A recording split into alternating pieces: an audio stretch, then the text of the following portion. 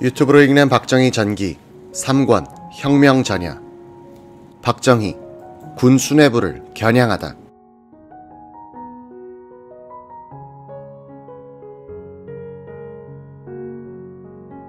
송효찬이 육군참모총장 사퇴 의사를 발표한 뒤 최영희 중장은 김종호 참모차장, 유재영 1군 사령관, 장도영 2군 사령관 등 군사령관급 수뇌부 회의를 소집해 군의 진로를 의논했다고 한다. 최영희 장군의 최근 증언. 저는 4.19 혁명의 영향이 군대에 미칠 것이니 우리 같은 사람이 물러나든지 아니면 불평분자들을 숙청해야 한다고 주장했어요. 이 회의에서는 유재영 장군을 후임 총장으로 건의하기로 했고 이종찬 장관에게 그렇게 보고드렸습니다. 그런데 유재영 장군이 스스로 물러나자 장관과 허정수반은 저를 불러서 총장직을 맡으라는 겁니다. 5월 23일 최영희가 총장으로 취임하자 그에게 정군운동의 구심점인 박정희 소장을 육본 인사참모부장으로 기용하면 청년 장교들을 무마할 수 있을 것이라고 건의하는 사람들이 많았다. 최영희 총장은 박정희를 불렀다. 그리고 내가 인사에 관한 전권을 줄 테니 양심적 인사를 발탁해 군내를 쇄신해보라며 인사참모부장직을 제의했다. 박정희는 사양했다. 이를 두고 5.16 주체들의 기록에는 최영희로서는 과감한 정군을 기대하기 어려워 거듭된 요청을 거절했다고 되어 있다. 그러나 최영희 장군은 어떻게 하급자가 쉽게 응락하는 태도를 취할 수 있겠냐면서 박 장군은 송효찬 장군에게 보낸 편지 사건도 있고 해서 영전으로 비춰지는 그런 인사제의에 겸양한 태도였다고 회고했다. 최영희 총장은 5월 27일 취임 소신을 밝히는 자리에서 군을 혁신하는 입장에서 하급 장교들의 의견을 충분히 참작하겠지만 개인 감정으로 상관을 모략 중상하는 일은 묵과하지 않을 것이다라고 했다. 그는 취임 일주일쯤 뒤 초도순 시차 부산으로 내려와 군수기지사령부를 찾았다. 기자회견이 있었다. 박정희는 최 총장에게 다가가더니 각하, 요즘 눈병이 나서 안경을 끼었습니다라고 양해를 구했다. 박정희는 두 발쯤 물러나서 팔짱을 끼고 최 총장의 기자회견을 지켜보고 있었다. 한 30분간 계속된 기자회견이 끝날 무렵 부산일보 김종신 기자가 물었다. 정군을 주장하는 장교들이 있는데 수습을 어떻게 하실 작정입니까? 시종 웃는 얼굴로 답변하던 최 총장의 안색이 변했다. 누가 그따위 소리를 해. 그런 말을 퍼뜨리는 자가 바로 군의 이간을 책동하는 불순한 자란 말이야. 앞으로 그런 자는 용서 없이 처벌하겠어. 바로 그 자는 박정희를 지칭하는 것처럼 들렸다. 입을 꽉 물고 있던 박정희의 담배를 든 손이 떨리고 있었다. 화가 나면 항상 그랬듯 박정희의 턱도 경련을 일으키고 있었다. 최 총장은 용서 없이 처벌하겠다는 말을 남기고 기자회견장을 나가버렸다. 박정희를 찾아간 김 기자가 말썽을 만들어 죄송합니다라고 하자 그는 괜찮아, 뭐 못할 소리 했나 면서 넘겨버렸다. 이 무렵 과도정부는 생활 간소화란 구호를 내걸고 허례허식을 배격하자는 운동을 펴고 있었다. 박정희는 서울에서 고관들이 부대를 시찰 올 때는 무례하게 보일 정도로 간소한 접대를 하고 있었다. 국방차관이 내려왔는데도 공항 영접과 사열을 생략하고 그냥 사무실에서 부대 현황을 보고했다.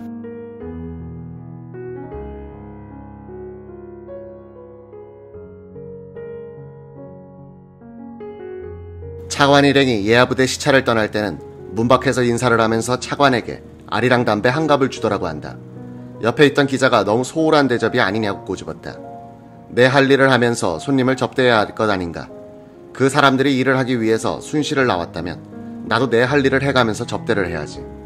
박정희는 강직하지만 경직되지는 않았고 엄격하지만 격식에 구애받지 않았다. 한 기자는 그는 딱딱한 껍데기에 둘러싸인 부드러운 속살을 가진 조개 같은 사람이었다고 평했다. 6월 9일 최영희 총장 취임 이후 처음으로 육군 주요 주의관 회의가 육본에서 열렸다. 이 자리에서 박정희 군수기지사령관과 김영일 2군 단장은 격론을 벌였다.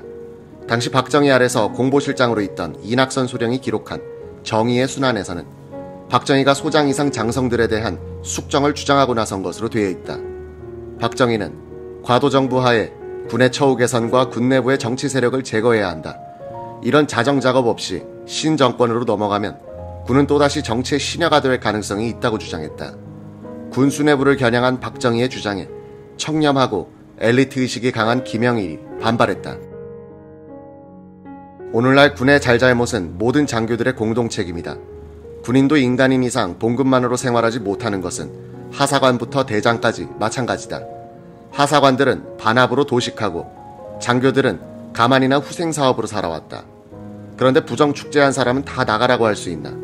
이런 식으로 하면 하극상이 만연돼 군은 자멸한다. 두 사람의 주장이 팽팽하게 맞서자 이종찬 국방장관은 김영일 장군 편을 드는 듯한 발언을 했다고 한다.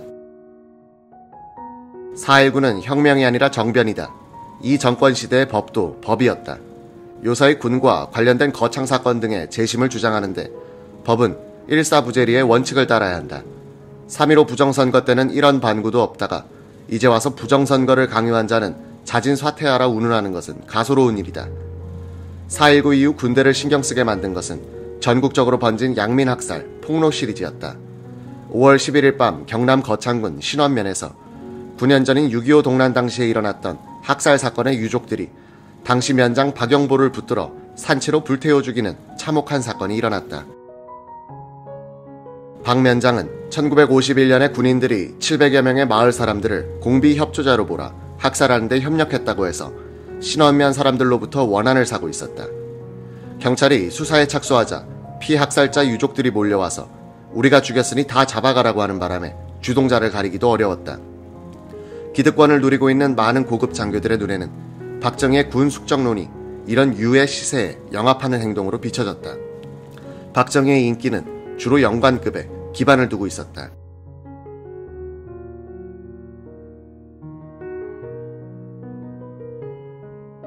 이즘 군사혁명을 꿈꾸던 박정희, 김종필 등 장교들이 유심히 관찰하고 있던 사태는 터키의 군부 쿠데타였다. 5월 27일 터키 군부는 멘데레스 정권을 타도하는 쿠데타를 일으켰다. 멘데레스 정부는 야당과 언론을 탄압하다가 학생들의 시위를 불렀다. 이 학생들이 한국의 4.19 혁명에 자극받았다고 해 우리 신문들은 터키 사건을 크게 보도해 왔었다. 언론은 대체로 터키 군사혁명에 대해서 호의적으로 전했다. 터키의 학생들과 시민들이 군대를 열렬히 환영하고 군대는 폐쇄된 대학과 신문사의 문을 다시 열게 했으며 경찰력을 무력화시키고 구 집권 세력을 소탕하고 있다는 요지였다. 이런 보도는 4.19를 거치면서 국민들의 지지를 확인한 국군 장교들을 고무시킬 만한 것이었다. 5.16 주체 세력은 이집트의 나세르 등 외국의 군사혁명 사례를 참고로 했는데 그 가운데서도 케말 파샤에 의한 터키의 근대화 혁명을 많이 연구했다. 당시 우리 언론이나 장교들이 터키 군부의 역할에 대해서 간과하고 있는 점이 있었다. 터키 군부는 헌법에 의해서 케말리즘의 수호자로 지정돼 있다. 케말리즘의 핵심은 정교 분리, 남녀 불평등 폐지 등을 핵심으로 하는 서구적 근대화 이념이다.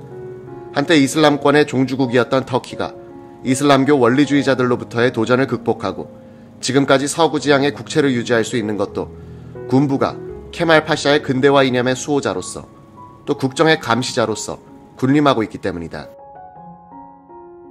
군부는 정부가 케말리즘을 위반한다고 판단하면 합헌적인 개입을 통해서 정권을 갈아치우곤 한다. 따라서 터키 군부의 거사는 쿠데타나 혁명으로 부르기가 어려운 측면이 있다.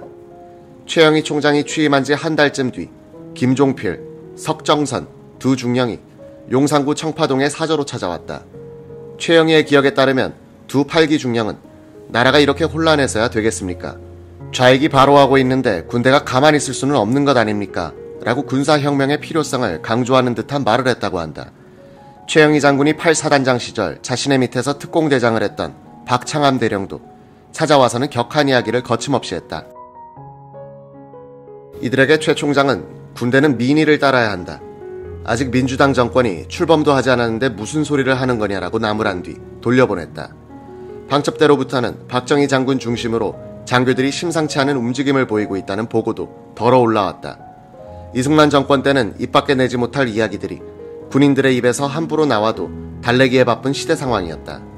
1960년 7월 하순, 박정희 군사기지 사령관은 출입기자와 참모들을 데리고 부산 송도 해수욕장 근처에 있는 음식점에서 회식을 하고 있었다. 기자들은 과묵하고 딱딱한 박정희가 노래를 잇따라 부르는 것을 보고 놀랐다. 박정희는 느릿한 낙화유수를 주먹을 흔들면서 군가식으로 바꿔 불렀다. 참모들이 하나, 둘, 셋 하면서 장단을 맞추어 배꼽을 잡게 했다. 박정희는 둥근 방석을 머리에 이고는 수건으로 질끈 동여매더니 안남춤이란 걸 추기도 했다. 박정희는 원래 술자리에 앉으면 사람이 달라진 듯 상하관계를 무시하고 풍요와 흥에 겨운 모습을 보이는 사람인데 기자들에게는 이것이 뉴스였다. 박정희가 육본으로부터 인사발령을 전해 들은 것은 이 자리에서였다. 7월 28일자로 광주에 있는 일관구 사령관으로 부임하라는 명령이었다. 명백한 좌천이었다. 울적해진 박정희는 이날 인사불성일 정도로 술을 마셔 부하들에게 엎혀나갔다.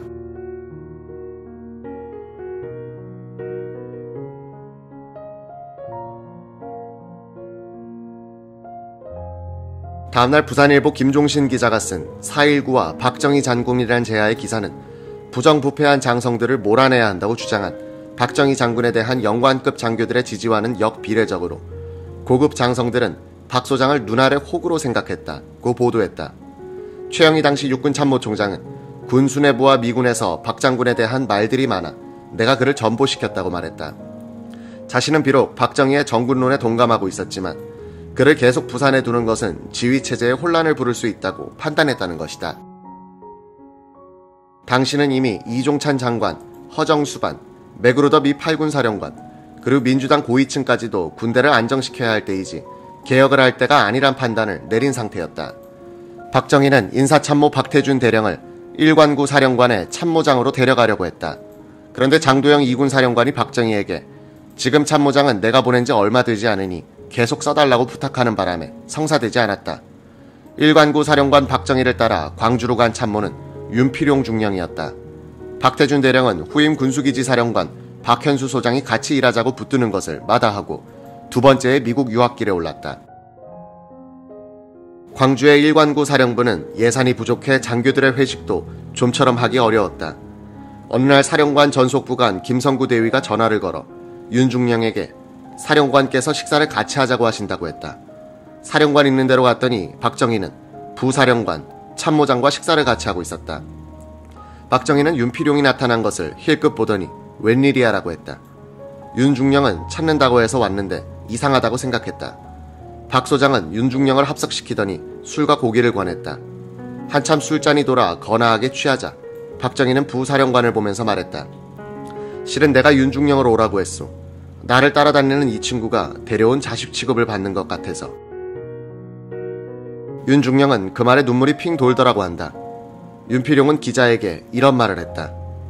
청년 장교들이 박 장군을 따랐던 이유는 그분이 나라 걱정을 많이 하고 부하들을 고륙의 정으로 사랑하신 분이었기 때문입니다. 강아지는 밥 주는 사람을 따르는 게 아니라 자기를 가장 좋아하는 식구를 따른다고 합니다.